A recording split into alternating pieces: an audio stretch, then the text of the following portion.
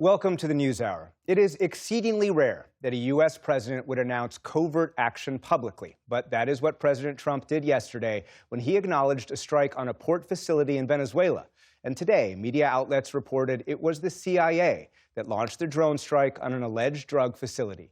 It comes as the Trump administration is targeting not only drug smugglers across the region, but also Venezuelan President Nicolas Maduro himself. For months, the U.S. has built up the Caribbean's largest armada in half a century. 30 strikes on what the U.S. calls narco-terrorist drug boats, the latest in the Eastern Pacific just last night.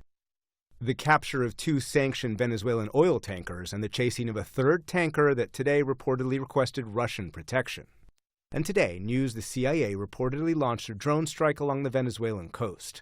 The reported target, a storage facility operated by the transnational gang Tren de Aragua, which the Trump administration connects without public evidence to Venezuelan President Nicolas Maduro.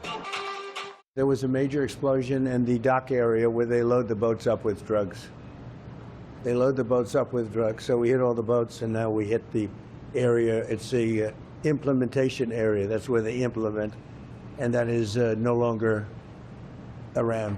If the amount of drug trafficking comes down significantly in the Caribbean, and I think it must, the regime is going to have a lot less money to throw around. Elliot Abrams was the first Trump administration's special envoy for Venezuela and is today a senior fellow for the Council on Foreign Relations. He supports the pressure campaign that is targeting Venezuela's chief source of revenue as a way to weaken Maduro's grip on power and force him to step down. The economy of Venezuela will get worse, and the finances of the Maduro regime will get worse, and that will increase public pressure and internal pressure in the regime. That at some point there are either mass demonstrations or somebody in the military acts, or the regime basically decides, we don't know how far Trump is willing to go with this. Let's make a deal now. But the administration's critics argue the pressure campaign's tactics are illegal and its goals are imperialist. It's straightforward territorial intervention. It's the kind of thing that was characteristic of the United States in the Caribbean region back in the beginnings of the 20th century. Daniel Hellinger is a Webster University professor emeritus who says Maduro is not the threat that the U.S. alleges. I don't think he's sort of the kingpin that they're trying to portray him to be. Venezuela does not traffic in fentanyl to any significant degree, and that most of what comes out of Venezuela is more likely to be marijuana or cocaine, and even that doesn't even come towards the United States. Imagine us people. Maduro himself this week has been trying to laugh or sing past the pressure, in between boasts and bravado. Our military have a glorious history as emancipating, humanist, invincible warriors. Today, our armed forces are more prepared than ever to continue winning peace, sovereignty, and territorial integrity for our people. And opponents of the Trump administration's policy predict that if Maduro is ousted, there'll be chaos. Venezuela is a heavily armed society in the civilian sector.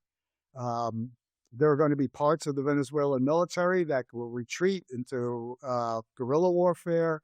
And there's just a very dense population in Caracas where crime is a serious problem, and there's lots of firearms around. So it'll get messy.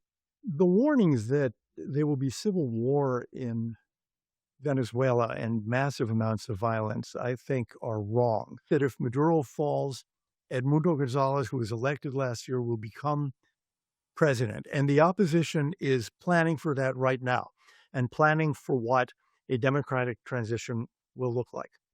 As long as the Maduro regime is there, we are not going to get its cooperation in reducing drug trafficking. You're going to see the continuing flow of migrants, 8 million now, and there's no reason that it can't go to 9 or 10 or 12 million over the coming years.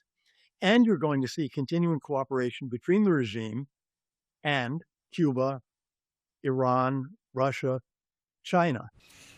Maduro has not acknowledged the alleged CIA strike, perhaps to avoid further escalation. But more confrontation is coming as the U.S. is promising more pressure. Hey, just a minute before you move on. I want to say thank you for watching and for supporting us. It's you, all of our viewers, our readers, and our listeners who make everything that we do possible. So thank you from everyone here at PBS News. Support journalism you trust. Support PBS News. Donate now, or even better, start a monthly contribution today.